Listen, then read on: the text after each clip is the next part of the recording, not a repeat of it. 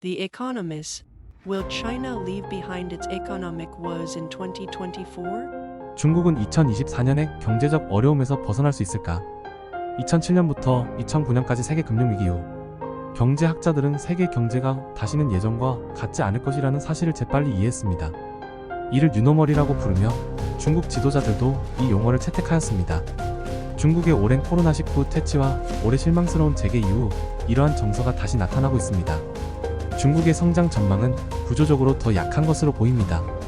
이는 신용평가기관인 무디스가 이번 주 중기적으로 중국의 신용 등급을 낮춰야 할 수도 있다고 말한 이유 중 하나입니다. 중국 지도자들은 곧 공산당 중앙경제공작회의를 위해 베이징에 모일 예정입니다. 이들의 심의는 3월에 발표될 2024년 성장 목표를 설정하는 데 도움이 될 것입니다.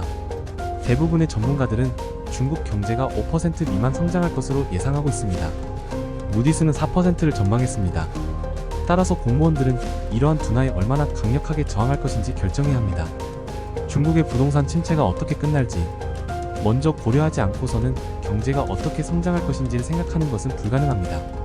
대부분의 경제학자들은 시장이 과거의 영광으로 돌아갈 수 없다는 데 동의하지만 상하이 재정경제대학의 YUANCHUN이 말했듯이 시장의 미래가 얼마나 불명예스러울지에 대해서는 동의하는 사람이 적습니다.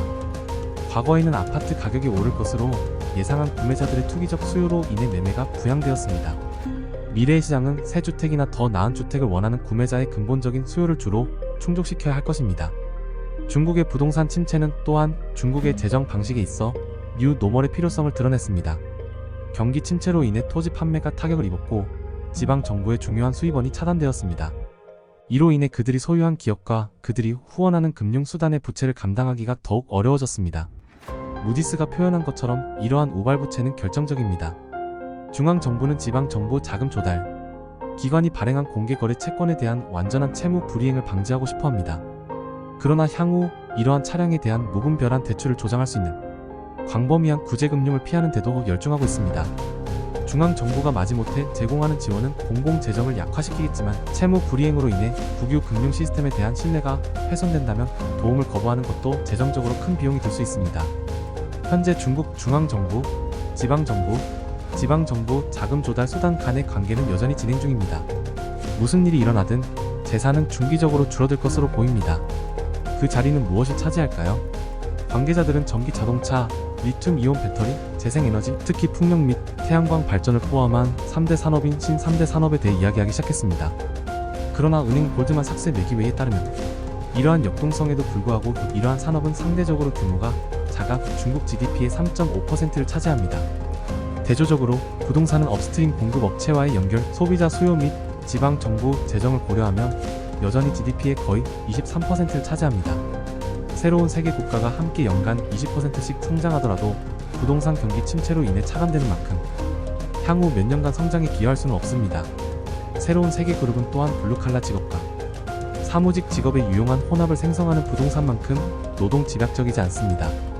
한 산업에서 다른 산업으로 전환하는 기간은 직업과 경력 경로를 예측하기 어렵게 만들 수 있습니다.